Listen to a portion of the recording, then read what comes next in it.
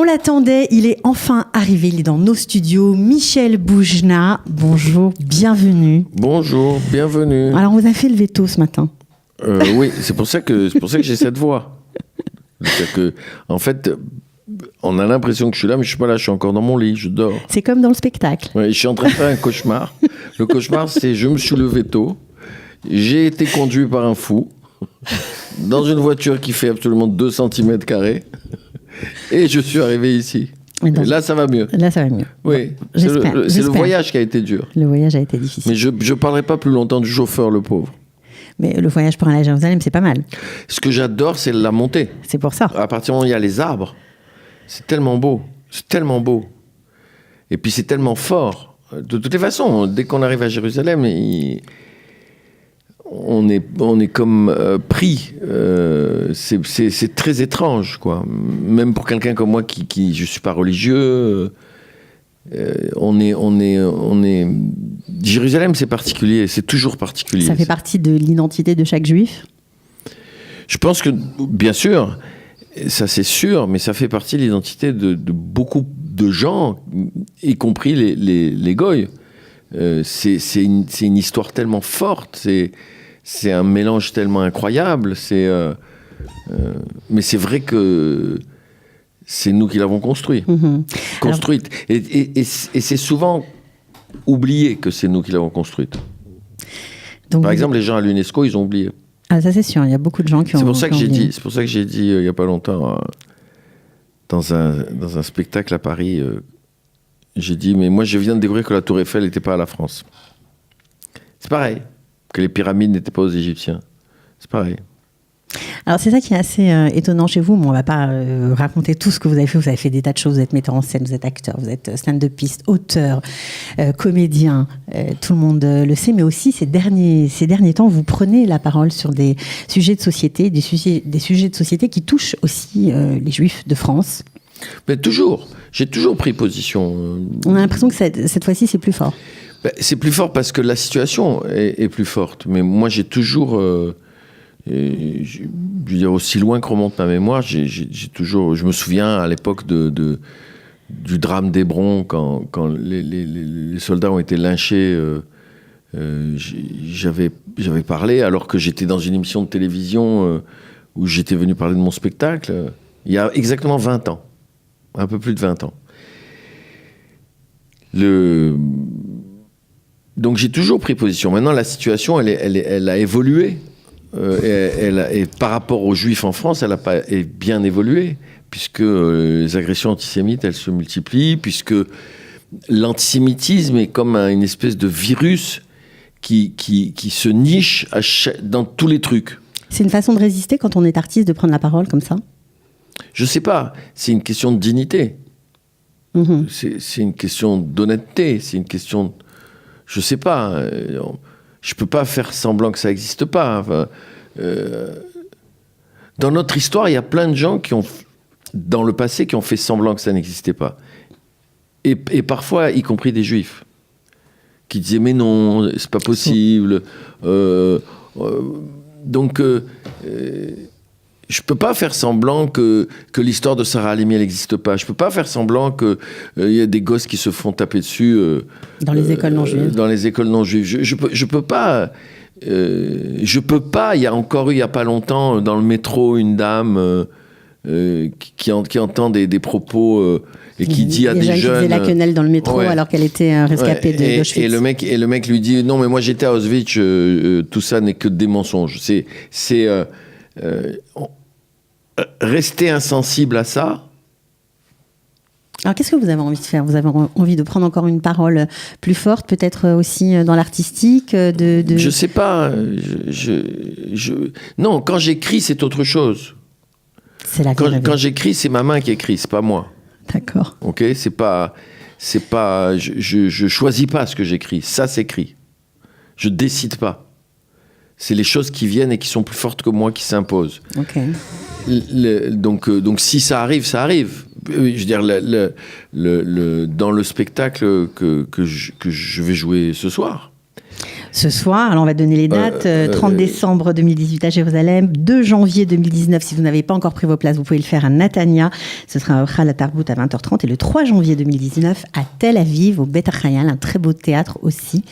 Dans le spectacle que je vais jouer ce soir, c'était pas à l'origine dans le spectacle, et maintenant ça l'est sur l'antisémitisme, puisque quand je joue le Cid, j'ai choisi de faire un soldat du Cid qui est juif tunisien et qui tourne en dérision les gens qui parlent du complot des juifs qui dominent le monde. Mais parce que ça fait partie de ma vie. Et ce que je regrette le plus, c'est qu'il n'y ait pas assez de non-juifs qui prennent position là-dessus. Mm-hmm. Parce que, une fois de plus, pour la 1000e fois, c'est absurde de voir un juif qui se révolte contre l'antisémitisme. C'est absurde. Ouais, vous aimeriez que ce soit les autres qui prennent la parole. Mais c'est absurde. Mm-hmm. Qu'est-ce que vous voulez qu'ils disent un juif contre l'antisémitisme? Ils disent c'est pas bien. C'est honteux. C'est toujours les juifs qui réfléchissent à qu'est-ce que c'est l'antisémitisme. L'antisémitisme, c'est pas le problème des juifs, c'est le problème des antisémites. Le problème de la chasse, c'est pas le problème du sanglier qui se fait chasser, c'est le problème du chasseur. Qu'est-ce que vous allez demander au sanglier s'il est pour ou contre la chasse? C'est au chasseur qu'il faut poser la question. Donc, nous, on n'arrête pas, nous, les juifs, de réfléchir là-dessus. C'est absurde. Alors, vous avez beaucoup parlé d'identité, de déracinement pendant tout au long de votre carrière. Vous avez commencé comme ça, d'ailleurs, avec votre premier spectacle qu'on ne peut pas oublier, qui a ouvert d'ailleurs la porte à d'autres jeunes humoristes qui vous ont suivi. C'est vous le premier qui avez commencé avec ces personnages poétiques qui nous rappelaient un peu de chez nous, même si nous, on n'était pas juifs tunisiens, mais tous les gens d'Afrique du Nord se sont un peu sentis représentés avec vous. Au début, c'est eux qui se sont emparés du spectacle. Les Juifs d'Afrique du Nord, les Juifs tunisiens en premier, puis les Juifs d'Afrique du Nord, puis les Ashkénazes. Puis les autres. Puis les autres, puis les non-juifs. Là aussi, c'était pas... je n'ai pas fait le spectacle en me disant, tiens, je vais parler à telle ou telle personne. Moi, j'ai fait le spectacle parce que j'avais envie de parler de l'exil, de tout ça. Et j'ai trouvé ça nécessaire. Mais vous étiez d'une modernité assez impressionnante parce que vous évoquiez à l'époque des questions justement de qu'est-ce que c'est qu'être français, qu'est-ce que c'est que trimballer d'autres cultures dans sa vie, dans ses godages, j'aimerais dire. Et j'espère qu'on va avoir un petit extrait et ça va sûrement vous rappeler des souvenirs. Et vous allez voir comme c'est impressionnant, comme ça résonne encore aujourd'hui. Je crois qu'il suffit de prendre le nom des Français pour que le sang qui coule dans tes veines, c'est le sang de la France. Mon fils, tu n'as que l'enveloppe. Tu n'auras jamais la lettre qui est à l'intérieur. À la limite, tu es timbré, c'est tout. Tu es embêté, hein? Tu es embêté, il t'embête, ton père, hein? Non, papa. Non, papa, je suis pas embêté. Vous parliez, c'était à l'époque d'Albert, où vous disiez je veux être français. Je veux être français. Mais je suis juif tunisien, mais je veux être français. C'était comme une lutte entre deux identités qui étaient... C'est moi qui ai dit ça? Ouais. Ça m'étonne pas. Mais il y a des choses formidables que j'ai apprises. La culture française est incroyable. La France est un pays incroyable. Faut pas tout mélanger. Non, on mélange pas tout. Mais d'ailleurs, la France a permis à des tas de gens de chez nous de s'émanciper. Faut pas l'oublier. L'histoire des femmes, par exemple, quel aurait été le destin des femmes si elles étaient restées en Tunisie? Beaucoup de femmes ont évolué énormément en étant en France. Elles sont devenues avocates, médecins, ce qu'elles n'auraient peut-être pas pu faire ailleurs ou autrement. Donc, la France, il faut pas oublier... tout le positif de cette aventure. Non, on n'oublie pas, mais c'est parce qu'on n'arrête pas de parler des événements, de l'antisémitisme qui monte en France et tout ça. C'est vrai. Oui, bien sûr, c'est vrai. Bien sûr, c'est vrai. Il n'y a aucun doute, je viens d'en parler. Mais il ne faut pas oublier non plus Baudelaire, Rimbaud, Verlaine, Balzac, Flaubert, Victor Hugo, Chateaubriand, Coluche. Il ne faut pas oublier tout ça. Je veux dire, si on oublie tout ça, Molière, si on oublie tout ça, on réduit... ça serait une erreur. Ce serait une erreur, mais c'est sûrement pas la vôtre, parce que dans vos spectacles, on ressent justement cette poésie, tout ce à quoi vous vous êtes nourri. Ça se sent dans votre écriture, même si les personnages sont parfois naïfs, burlesques, touchants, attachants, poétiques. On va voir tout de suite un petit extrait de ce qu'on va voir ce soir et dans les autres villes d'Israël cette semaine. La vie, vos vies, ma vie. La vie, c'est beau. La vie, c'est con et c'est compliqué. Je l'adore, ta vie, d'ailleurs. Je l'adore. J'aimerais vivre comme toi, je te jure. Tu rentres à 3h, 3h30 du matin, tu dors jusqu'à 4h de l'après-midi, c'est une merveille. On a tendance à... Quand tu te lèves, d'ailleurs, c'est ton corps qui se lève. Ton cerveau, il reste dans le matelas, je suis sûr. En larmes, le psychanalyste. Ah, je me tais, alors. J'ai caressé la tête, le pauvre, il m'a fait de la peine. J'ai caressé les cheveux, il s'est relevé, il avait un petit sourire triste. Mais un petit sourire, quand même. Il m'a regardé, il m'a fait « Je vous dois combien ?» Alors, un petit extrait très court de ce qu'on va voir ce soir, parce que c'est vrai qu'on peut parler de plein de choses avec vous, mais nous, on a envie aussi de dire aux gens d'y aller, parce qu'il y a plein de gens qui ne vous connaissent pas encore, des jeunes générations qui n'ont pas grandi avec Albert, qui n'ont pas grandi avec Les Magnifiques, qui ne vous connaissent pas, et qui se demandent qu'est-ce qu'ils vont voir ce soir. Et bon, alors c'est une petite mise en bouche, c'est très court. Il y a beaucoup de gens qui me connaissent. Il y a plein de gens qui vous connaissent, mais évidemment. Mais même les jeunes me connaissent, mais ils savent pas ce que je fais. Exact. C'est ça qui est étonnant. Voilà. Mais c'est normal. Ouais. En même temps, vous êtes tellement drôle. Je veux dire que et vous parliez des femmes tout à l'heure. Les personnages de femmes que vous campez sont. Mais ceux qui nous écoutent là maintenant ce matin, ils peuvent pas penser que je suis drôle dans l'état où je suis, la vérité. Ils doivent se dire, elle est folle cette femme. C'est pour ça qu'on a mis un petit extrait. Elle est folle cette femme de dire que ce type est drôle. Surtout que. Comme beaucoup de clowns, je suis pas drôle dans la vie forcément. C'est pas automatique chez moi. Ça dépend de l'état dans lequel je me suis réveillé, ça dépend de la veille, ça dépend de la nuit, ça dépend de milliards de choses si je suis drôle ou pas dans la vie. On a les vidéos qui prouvent que vous êtes drôle quand même. Ouais, mais sur scène, c'est autre chose. Vous connaissez pas cette histoire que j'adore? Laquelle? C'est un type dans les pays de l'Est qui va voir un psychanalyste régulièrement, et un psychanalyste, il est très emmerdé, le psychanalyste, parce qu'il n'arrive pas à l'aider, ce type-là. Il n'arrive pas à trouver une clé, un mot qui va le faire résonner, tout ça. Et un jour, il lui dit, écoutez, je ne sais pas si ça peut vous aider, mais moi, hier, j'ai été au cirque, j'ai vu un spectacle de cirque magnifique, et j'ai vu un clown extraordinaire. Il est tellement drôle que ça m'a fait du bien. Peut-être vous devriez aller voir le spectacle de ce clown dans ce cirque. Et le patient lui dit, mais comment il s'appelle le clown? Il s'appelle Groc. Groc, monsieur. Et le patient lui dit, mais monsieur Groc, c'est moi. et ça résume tout, et c'est une histoire vraie. Ça résume tout ce que je ressens moi de mon état de clown. Vous pouvez pas savoir comme c'est insupportable. Dès que j'arrive quelque part, fait-nous rire.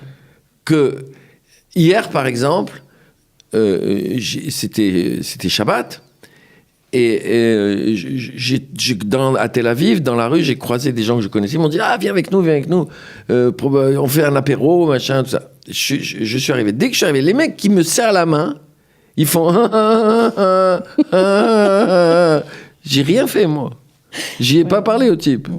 Et déjà, il est sûr qui va rire. Et alors, quand on fait ça à un clown, c'est comme si on lui plantait un couteau dans le dos.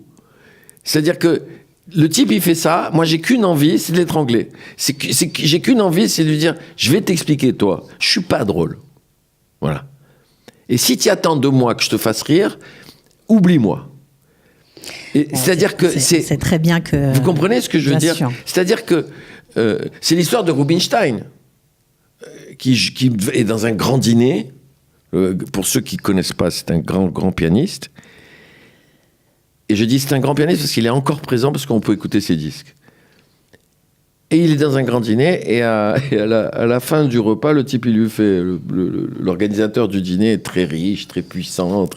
Il dit, mais cher maître, vous nous jouerez bien un petit morceau au piano. Et Russa, il fait, mais bien sûr, moi et vous me ferez un petit chèque. C'est exactement ça. C'est-à-dire que, putain... Non, mais ce matin, on vous demande pas de... Oui, non, mais je parle de ça parce que... je parle de ça parce que je me dis toujours qu'il y a un décalage formidable entre ce que je suis là maintenant et ce que je suis sur scène. Exactement. C'est pour ça qu'on incite les gens à aller vous voir. Mais alors, il va falloir quand même vous nous expliquer. C'est comme dans la rue. Imaginez que j'ai une mauvaise nouvelle. D'accord ? Imaginez que je tombe sur des gens pas bien, par exemple, et que ça me mine la santé. Le type qui me croise dans la rue, il peut pas comprendre. Il me dit, ah, vous êtes beaucoup moins drôle que je croyais. Mmh. Non, mais on sait très bien. Alors... Un jour, j'étais en panne de voiture. J'ouvre le capot de ma voiture. Pour moi, le moteur, c'est du chinois. Oui, c'est de la science-fiction. Mais j'ouvre le capot en me disant, peut-être, je vais taper sur un truc, ça va marcher. D'accord ? Il y a un type, il s'arrête. Il me fait, ah, Bougin, comment ça va ? C'est un kiff. Fais-moi l'autographe. Maintenant, c'est les selfies. Hein, c'est fini. Les autographes, ça n'existe plus, c'est les selfies. Fais-moi un selfie. Mais à l'époque, c'était les autographes. Je lui fais l'autographe et il s'en va. Il m'a pas demandé si j'étais en panne ou pas. Il m'a pas demandé si j'avais besoin d'aide ou pas. Bon, Michel Bougeray est un être de chair et de sang comme des flèches dans le ventre. J'aurais pu avoir des flèches et des haches partout plantées. Il m'aurait dit, vous pouvez faire un autographe. Voilà. Donc, vous voyez, et l'humour, ça se construit comme ça. C'est-à-dire, c'est une situation qui est douloureuse parce qu'on se sent perdu. Et parce qu'on s'est senti perdu ce jour-là, quand on raconte l'histoire, on fait rire. Alors, quel est votre personnage préféré je sais que vous les aimez tous, mais dans ce nouveau spectacle, Ma vie encore plus rêvée. Moi, j'adore les femmes dans votre spectacle. Oui, oui, Arlette, elle est formidable. La femme de Guigui, elle est formidable parce qu'elle raconte qu'elle était voir un psychanalyste. Et elle raconte elle est allée voir un psychanalyste parce que son mari lui a dit, va voir un psychanalyste, j'en peux plus, tu es en train de devenir folle. Donc pour faire plaisir, elle sait qu'elle n'est pas folle du tout. Mais pour faire plaisir à son mari, elle est allée. Et elle tombe sur un type, et elle dit, il était tellement triste que quand il épluche un oignon, c'est l'oignon qui pleure. Et tout d'un coup, j'adore ce personnage parce que par tendresse pour le psychanalyste, elle se met à l'écouter. Et c'est une image tellement forte de tendresse et de mère et de grand-mère que le psychanalyste ne peut pas s'empêcher de tout d'un coup inverser la situation et de devenir le patient d'Arlette. Mmh. Et je trouve ça magnifique. Et puis il y a celui qui est peut-être le personnage le plus... j'aime pas ça, mais...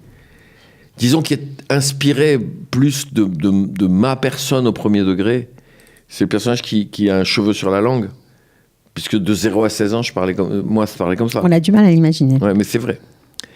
Jusqu'à 16 ans, je parlais comme ça. Ça paraît un peu incroyable. Et ce personnage-là, il est dans le spectacle. Je l'aime beaucoup. J'ai beaucoup de tendresse pour lui. Mais je les aime tous. Moi, évidemment, il y a Maxo Boutboul, il a un tout petit rôle, tout petit, qui dure 2 minutes, mais je l'adore. Maxo, il était déjà là dès le début. Alors, et c'est ça qui est assez intéressant. Lui, c'est un personnage. C'est comme si je pouvais pas vivre s'il n'était pas là. Alors, c'est qui Maxo dans la vie pour vous ? C'était qui ? Je sais pas. Ah non. C'est un mixte. C'est un mix de plusieurs. Non, c'est moi. C'est inventé. Vraisemblablement, c'est un mélange de tas de choses, mais je peux pas vous dire de quoi. Mes personnages ne sont pas inspirés du réel, à part celui-là. Ils sont pas inspirés directement de quelqu'un que j'ai vu ou que j'ai entendu. Moi, je suis pas là pour dire ma mère, elle faisait ça. Oui, c'est ma vie encore plus rêvée. Moi, j'invente des personnages, et dans ces personnages, il y a peut-être beaucoup de choses que j'ai vécues, ou que j'ai vues, ou que j'ai entendues, mais je le sais pas. Je le sais pas parce que je me rends compte après, ou je me rendrai, peut-être un jour, je me rendrai compte d'où ça venait. Un jour, un type, il m'a fait « Mais pourquoi vous parlez toujours de l'abandon ?» Je m'en étais pas rendu compte. Donc, Vous savez, il y a un grand poète, il y a un type, il lui fait un jeune étudiant à la Sorbonne, il fait une thèse sur ce type. Et le poète, il est au fond de la salle, je ne sais plus comment il s'appelait. Et il écoute l'étudiant en train d'expliquer l'œuvre de ce type-là. Et il y a un journaliste qui est à côté, il dit « Qu'est-ce que vous pensez de ce qu'il est en train de dire ?» et le poète lui dit « Moi, je ne savais pas que j'avais dit tout ça. » Et c'est vrai.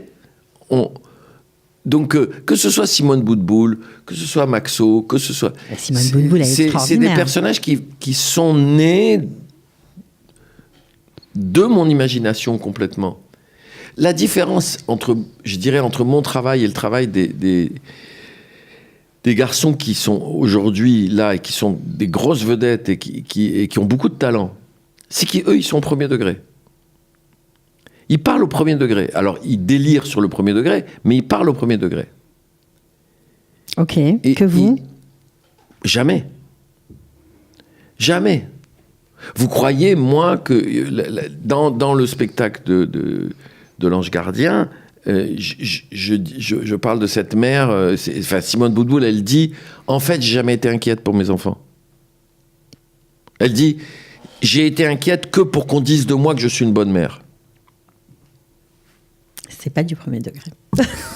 Mais surtout, c'est pas vrai. C'est sûr. Ok. C'est sûr, mais bien sûr. J'ai inventé, je me suis dit un jour, un matin, je me suis dit, et si jamais elles nous avaient menti ? Et si jamais toutes ces femmes, elles avaient été comme ça parce que c'est le seul rôle qu'on leur a donné à jouer ? Et si elles avaient au contraire eu envie de ne pas être inquiètes, de vivre une autre vie, d'avoir des amants, va savoir. Et si toutes ces femmes... Donc on n'est pas au premier degré, on est dans un personnage imaginaire, poétique. Alors justement, c'est intéressant que vous parliez Simone Boutboul, elle dit j'ai envie de savoir comment c'est fumer un joint. Oui, c'est ça qui est très très drôle, c'est le décalage, ça à mourir de rire. Donc je suis pas là pour raconter la vie, je suis là pour la sublimer. Pour la sublimer, pour imaginer. Jean Valjean, il n'existe pas. Superman, il n'existe pas. Alors il y a des personnages qui existent évidemment. Mais même Cyrano de Bergerac, qui est un des personnages les plus connus de l'histoire de la littérature française, c'est un mélange de plein de choses. Quand Edmond Rostand l'écrit, il n'écrit pas la biographie de Cyrano de Bergerac qui a existé. Donc, c'est ça, moi, qui me frappe aujourd'hui. Là, par exemple, la différence avec les humoristes d'aujourd'hui. Ce qui me frappe, pas tous, hein, parce pas que tous, mais quand vous pas prenez mal. Des garçons, il y a des garçons comme Alex Lutz, qui est formidablement, qui a beaucoup d'imagination. Mais ce qui me frappe aujourd'hui, c'est tout le temps, chez les journalistes. La question qui vient tout le temps, c'est alors, vous l'avez vécu ? De qui vous parlez quand vous parlez comme ça ? Les personnages sont tellement incarnés qu'on a l'impression vraiment, que vous y croyez tellement, nous aussi on y croit du coup, que forcément mais Marlon Brando, c'est pas le parrain, vous êtes au courant ? Oui, on est au courant. Que c'est pas un voyou. Non mais vous vous rendez compte ce que vous venez de dire ? Ouais, mais c'est vrai. Vous venez en une phrase il faudrait qu'on soit mauvais pour que vous pensiez qu'on les a imaginés. C'est terrible. La seule chose qui compte aujourd'hui, c'est de savoir, parce qu'on vit dans une société aujourd'hui qui est une société de l'aveu. De l'aveu de l'instant. Oui, et on veut absolument...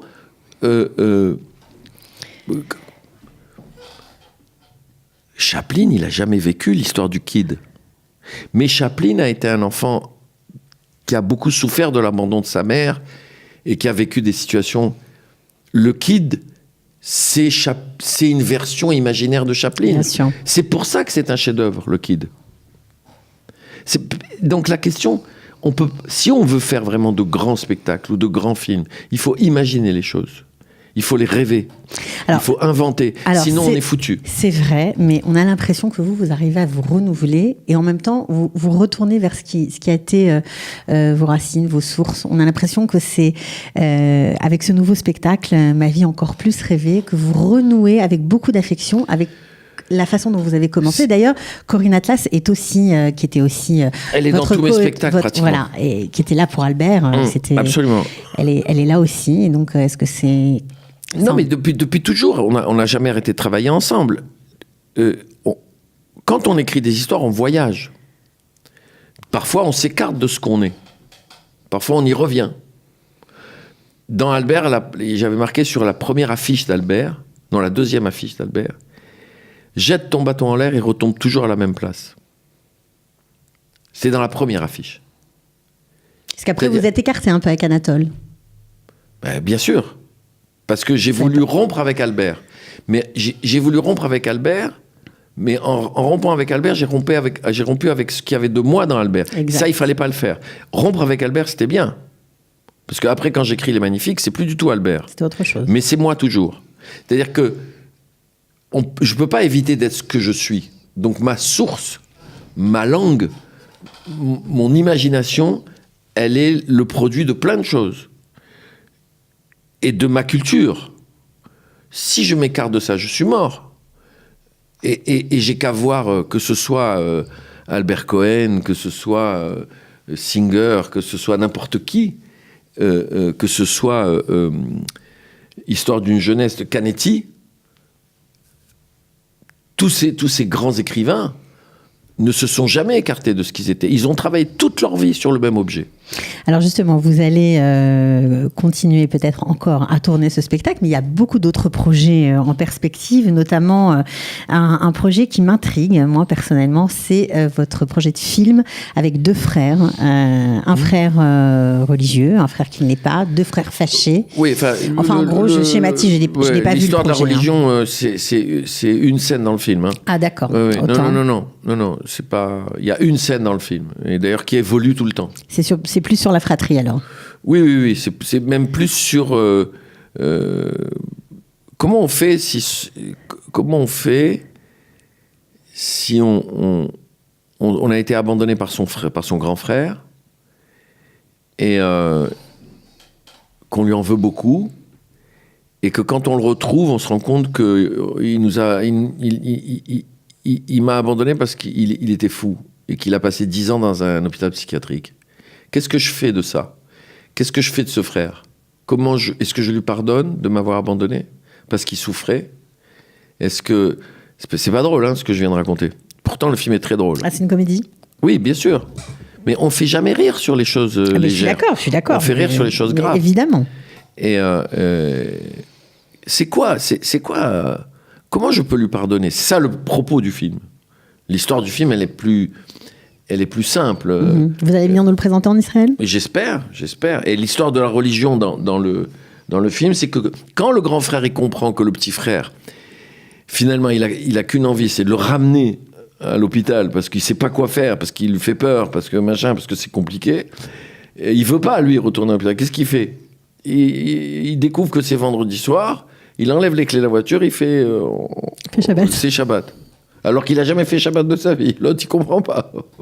Il sait même pas. Il dit oui, mais maintenant je fais. Il dit mais enfin, si. Il lui dit, et ils ont une discussion sur Dieu. Il lui dit mais Dieu, il t'a jamais aidé. Quand par exemple tu as passé ton brevet, tu as loupé ton brevet. Pourtant tu avais travaillé. Il n'était pas là. Il fait oui, mais à l'époque je croyais pas encore. et ça me permet de parler, d'avoir ce débat sur qu'est-ce que c'est croire en Dieu. À un moment donné, il lui dit, celui qui dit qu'il a fait Shabbat, qui fait Shabbat, et qu'il dit que maintenant il croit en Dieu, il lui dit, tu sais, au milieu de la nuit, il réveille. Il lui dit, tu sais, j'ai beaucoup réfléchi. Finalement, peut-être c'est toi qui as raison. Peut-être que on n'est pas sûr que Dieu existe. Tu vois, il dit par exemple derrière cette forêt, parce qu'ils sont en pleine campagne française, à Montélimar. Il dit, regarde, derrière ce bosquet-là, c'est comme si je disais, il y a la mer. Ouais, mais je n'ai jamais vu la mer. Je crois qu'il y a la mer. Mais je ne l'ai jamais vu. Je crois à un truc que j'ai jamais vu. L'autre, il dit, bah ouais, c'est très bien, donc tu as compris que tu étais idiot, donc donne-moi les clés, on va pouvoir partir. Il fait, oui, mais s'il y a une chance, il dit, oui, tu as raison. Il fait, oui, mais si tu as une chance sur un milliard... pour qu'il y ait la mer derrière ce bosquet, ça serait une connerie de te donner les clés. Je te donne pas les clés. Et ça résume beaucoup de sentiments sur, au fond, comment le rapport qu'il y a souvent entre les gens qui pratiquent la religion et les gens qui la pratiquent pas. Et quand c'est pas des hystériques, quand c'est des gens qui peuvent se parler. Bien C'est-à-dire, sûr. en général, c'est plutôt le cas pour les juifs. C'est-à-dire que ce qui est génial, c'est de pouvoir se parler. D'ailleurs, ce que j'adore quand je vais chez des gens qui font Shabbat, et par exemple, chez le grand rabbin de France, Chaim Corsia, que j'aime beaucoup, quand je vais chez lui faire Shabbat, on a ce genre de discussion. Je lui dis, mais comment tu peux être sûr? et on rit beaucoup avec tout ça. Et c'est une des choses qui me plaît dans mon peuple. C'est une chose que j'adore dans le judaïsme. C'est l'idée de la discussion, l'idée du pilpoul, l'idée de... Ça, j'adore. Et donc, voilà. Mais la vérité, c'est... Est-ce que... Vous savez, on dit souvent que, dans beaucoup de films là-dessus, où genre c'est le fou qui est plus normal que le type qui est normal, et le mec qui est normal, en fait, c'est lui le vrai fou. Aucun des deux n'a raison pour moi. Donc, je raconte cette histoire. Est-ce que on choisit pas sa famille? C'est ce qui est la grande phrase, d'accord? On choisit ses amis, pas sa famille. Mais est-ce que c'est sacré, la famille? Est-ce que c'est sacré, un frère? Est-ce que je dois le défendre quoi qu'il arrive? Est-ce que je dois l'aimer quoi qu'il arrive? C'est ça, frère, c'est ça une les sœur. problématiques du film? Oui, Ouais. bien sûr. Est-ce que je peux lui pardonner? Ok. Est-ce que vous allez, parce que je sais que vous faites toujours tout, hein, en général, quand vous êtes dans le processus créatif, il y a toujours plein de choses autour. Vous allez remonter un autre spectacle après Oui. Ma vie rêvée? Oui, oui. Ma vie encore plus rêvée. Oui, je suis en train d'y penser. C'est C'est flou. un peu compliqué. C'est flou. Non, j'ai écrit plein de scènes, Ouais. mais je sais pas comment je vais les mettre, comment... En tout cas, il y a une chose qui est sûre, c'est qu'il va avoir une espèce de personnage qui serait la grand-mère de Simone Boutboul. Ça veut dire une espèce de personnage Ouais, comme si elle avait 500 ans et qu'elle parlait de ce qu'elle voyait du monde aujourd'hui. Et le regard de cette femme sur la politique, sur le couple, sur le mariage, sur tout. Voilà, on sait... Et ça, c'est... Et puis aussi, je pense que je vais peut-être plus parler au premier degré, Ok. un peu comme les jeunes d'aujourd'hui. Parce que ça m'amuse, je l'ai fait à Montréal il n'y a pas longtemps, Ça marche? dans un comedy club. Je me suis beaucoup amusé. Ouais. Mais je peux pas m'empêcher de mentir. Je peux pas m'empêcher d'inventer. Je peux pas m'empêcher... Vous allez faire les deux. Oui, je vais mélanger... Un mixte. Ouais. Et puis ça va me permettre aussi... Et puis dans 3 ans, je reprendrai Les Magnifiques une dernière fois. Parce que j'ai dit que je jouais Les Magnifiques tous les 20 ans. Donc je jouerai une dernière fois Les Magnifiques. Vous viendrez le jour en Israël? On verra. Ça sera la dernière fois. Parce que j'aurai l'âge des personnages pour la première fois de ma vie. J'aurai l'âge des Magnifiques. Donc c'est tout à fait étonnant pour moi. Et puis parce que je ferai jamais le combat de trop. Je m'arrêterai de jouer sur scène en étant tout à fait en forme. Je ferai d'autres choses. Je sais qu'on peut Mais pas j'ai un en très grand projet. un autre grand projet? Ouais, j'ai un très grand projet, vraiment, qui prendra beaucoup de temps et qui vraisemblablement sera mon dernier travail Artistique? parce qu'il va me prendre beaucoup de temps. Un film? C'est une série. Une série. Et c'est une saga sur les Juifs d'Afrique du Nord des années 60 jusqu'à aujourd'hui en France. Et c'est un immense travail. Vous savez qu'il y a une série qui cartonne en Israël qui s'appelle Shnot Hashmonim, les années 80. On voit plein de gens d'Afrique du Nord, justement, enfin, plutôt du Moyen-Orient aussi, parce qu'il y a des gens du Yémen, d'Irak, du Maroc, tout est mélangé. Et c'est à mourir de rire. Ben, c'est traduit, on peut voir des sous-titres. Je ne sais pas, mais ça devrait pouvoir se faire. Je vous engage à regarder, vous allez adorer. Ben, il faut m'expliquer comment j'ai les sous-titres, je le regarderai. De toute façon, Ouais. les Israéliens, ils sont fous, les types. Ils sont complètement fous. Non, puis en plus, les mecs qui se BDS en Europe, ils sont fous de vouloir interdire les artistes israéliens. C'est les plus impertinents. Ils sont très impertinents. C'est incroyable. Et les gens du BDS, ils veulent interdire ces gens-là, ils sont fous. Les artistes israéliens sont d'une vivacité, d'une intelligence, en plus, ils font ça avec 3,50 francs. Fauda, c'est fait avec 3,50 francs. C'est magnifique. C'est magnifique. Et c'est incroyable.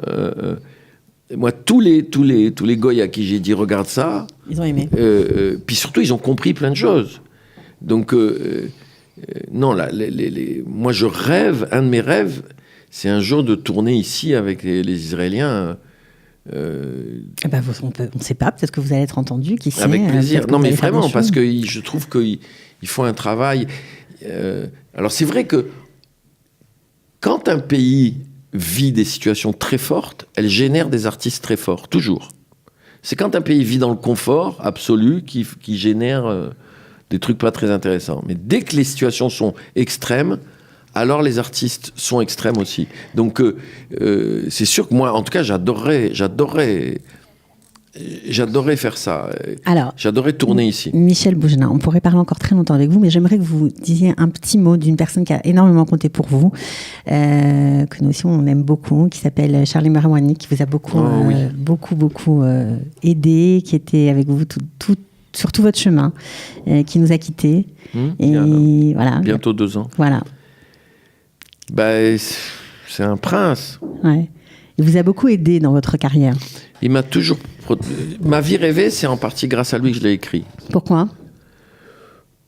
Parce que je jouais à l'époque à Paris Inconnu à cette adresse, avec Charles Berling. Et je devais écrire un nouveau spectacle, mais en fait, j'avais écrit un film que j'aimais pas, que je n'ai pas fait. Et je savais pas trop quoi faire. J'étais un peu paumé. Down. Ouais. Et il m'a dit, mais pourquoi tu ferais pas un best-of ? J'ai dit, mais Charlie, un best-of, c'est la mort. Ça veut dire que j'ai fini d'écrire, que j'ai plus rien à dire. Après, il m'a dit, bon, d'accord, ok. Tous les jours, il venait, enfin, tous les 2 jours, il venait. Et après, il m'a dit, bon, pourquoi tu fais pas genre une biographie sur scène ? Je fais, Charlie, je peux raconter ma vie n'a aucun intérêt. À part pour moi et les gens que j'aime et mon entourage. Et puis j'ai dit, mais peut-être que c'est pas con comme idée. Peut-être que ce qui serait intéressant, c'est de raconter une vie que j'ai pas vécue, ou de raconter ma vie à travers des événements que j'ai pas vécus. Donc ça serait une vie imaginaire. Et là, ça m'a plu. Et là, c'est parti. Ouais, il m'a dit, lui, il s'en foutait complètement. Mais du moment qu'il sentait que j'étais content, il était content. Charlie, vous pouvez jouer sur scène très mal, être très mauvais. Vous sortez de scène et il disait, c'était une merveille ce soir. C'était une merveille. Il avait une intelligence dans la relation avec les artistes, une des plus belles histoires de Charlie Marouani. Il était l'impresario de Barbara et de Brel, d'accord ? Quand Barbara et Brel chantaient en même temps à Paris, il imposait Barbara à Bobino à 8h et Brel à 8h30 à l'Olympia, d'accord ? À 8h moins le quart, il était avec Barbara. Il l'embrassait, elle rentrait sur scène. Il fonçait, il prenait son scooter, il allait à l'Olympia. Et il était là, juste avant que Brel rentre en scène. Va. Vas-y. Ok. Brel, il chante, il regarde un peu, hop, il retourne à Bobino pour la fin. Barbara, elle sort de scène, lui dit... Formidable. C'est une merveille. Il l'embrasse, il va à l'Olympia, il fait à Brel, c'est génial ce que tu as fait ce soir. Et Brel et Barbara le savaient, parce qu'ils étaient très très amis, c'est même beaucoup. Et personne ne disait rien. Et Charlie savait que Brel et Barbara le savaient.